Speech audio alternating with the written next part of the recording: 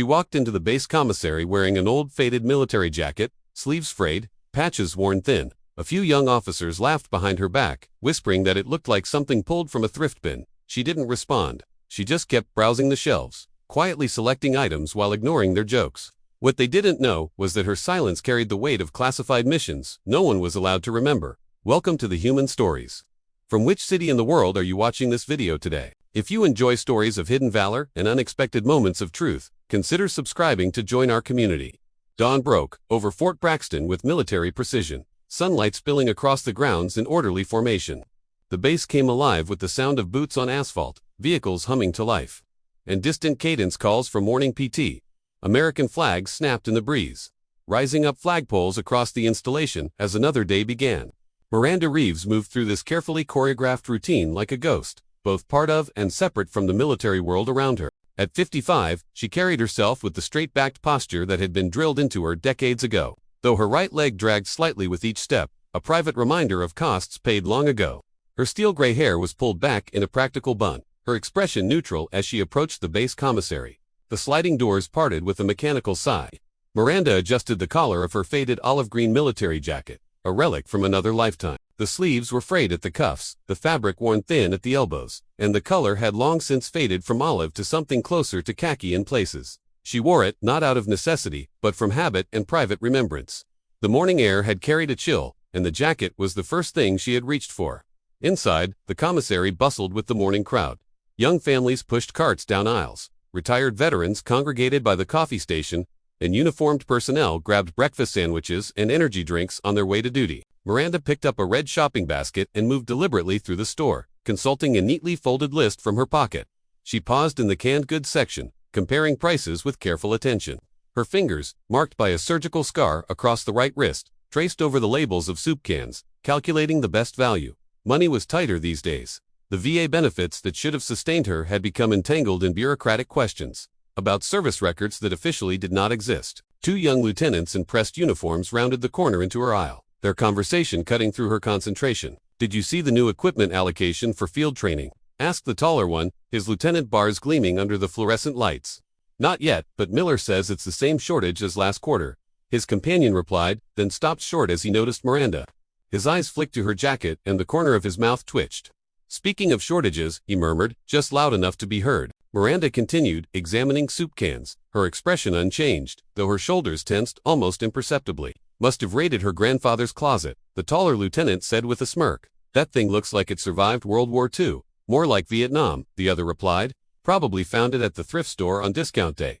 Miranda selected 2 cans of soup and placed them in her basket, then moved down the aisle toward the pasta section. The lieutenants followed, their morning errands apparently forgotten in favor of this new entertainment. As she reached for a box of spaghetti on a high shelf, her jacket sleeve rode up, revealing more of the surgical scar on her wrist. The movement also caused her to wince slightly, her right shoulder protesting the stretch. The physical therapist had warned her that full range of motion might never return, but Miranda had learned to work around limitations long ago. "Think that's from actual service?" the shorter lieutenant whispered, not quite quietly enough.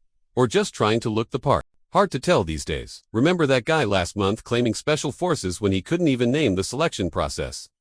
Miranda's hand closed around the pasta box, her knuckles whitening briefly before she placed it in her basket. She reached into her inner jacket pocket for her grocery list, and as she did, a faded photograph slipped partially into view before being tucked away again. Only Miranda knew it showed 5 soldiers in desert camo, faces partially obscured by shadows and tactical gear, standing beside a helicopter with markings that had been deliberately obscured before the photo was developed. She continued through the commissary, adding items to her basket, while the lieutenants maintained their casual pursuit, their comments growing incrementally bolder as they noted her continued silence. When she stopped at the dairy case, a small group of enlisted personnel entered, laughing among themselves. One of the specialists recognized the lieutenants and offered a quick salute. "Morning, sirs, at ease," the taller lieutenant said with a wave. "Early shopping run?" "Yes, sir. Brigade coffee mess needed restocking." The lieutenant nodded toward Miranda. "What do you think of that vintage fashion statement?" The specialist glanced at Miranda's jacket, taking in the faded fabric and worn edges. He grinned, clearly sensing the direction his superior wanted the conversation to go. "Very retro, sir. Almost authentic looking, almost being the key word," the lieutenant said, loud enough now that several other shoppers glanced their way. Miranda closed the dairy case door, a carton of eggs now in her basket. She turned toward the checkout lanes, limping slightly as she changed direction. Long hours standing always aggravated the old injury, though she'd learned to disguise the weakness when necessary. Classic stolen valor prep, the shorter lieutenant said, no longer bothering to lower his voice. Bet she's heading to the VA next to try for benefits. Miranda's destination was indeed the VA office on the other side of the base, though not for the reasons they assumed. The quarterly appeal of her case was scheduled for 11 o'clock a.m., another attempt to have her service records partially unsealed so her medical claims could be processed.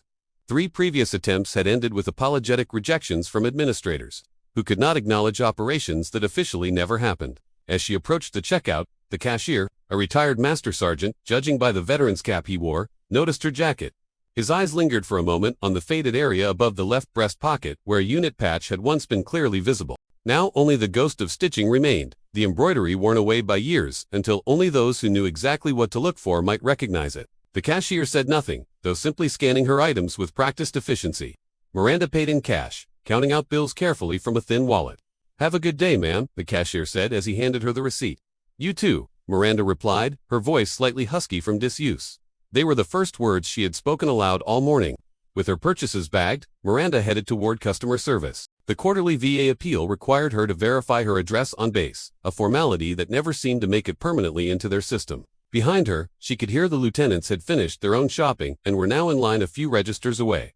The customer service line moved slowly. Miranda stood patiently. Weight shifted to her left leg to ease the pressure on her right. Her mind drifted as she waited, carried back 22 years to another desert morning, the air filled with grit and the smell of aviation fuel. "Captain Reeves, extraction window is closing."